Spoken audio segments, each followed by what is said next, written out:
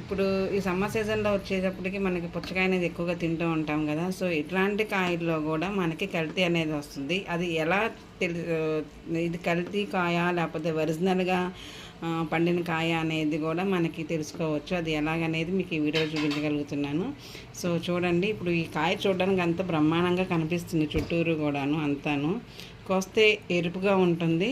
But దీన్ని spray ద్వారా పండించారా ఒరిజినల్గా పండింది అనేది మనం చూద్దాం. ఇప్పుడు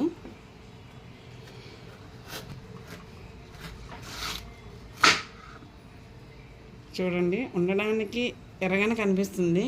సో దీన్ని ఇప్పుడు ఎలా టెస్ట్ చేసుకోవాలంటే వెరుపుది అనేది ఇది ఒరిజినల్ది అనేది ఇప్పుడు కాటన్ ఉంది కదా. సో ఈ కాటన్ చూసి ఈ దీని మీద ఇలాగా ఇలా ప్రెస్ చేయండి. ఇలా ప్రెస్ చేస్తే మనకి ఇది కొంచెం చూడండి, కాటన్కి మనకి కలర్ అనేది అలా లైట్గా అంటింది. బాగా రెడ్డిష్గా లిప్స్టిక్ లాగా అంటితే కనుక సో అది వచ్చేటప్పటికి మనకి స్ప్రే ద్వారా పండించిన కాయని అర్థం చేసుకోవాలి.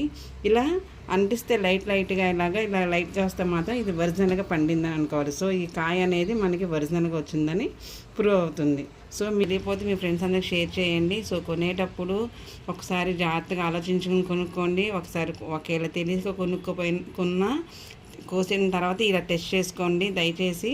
మనం స్ప్రే చేసిన అన్ని కాయలు మన బాడీ అనేది మొత్తం స్పాయిల్ అయిపోయిద్ది మెల్లమెల్లగా.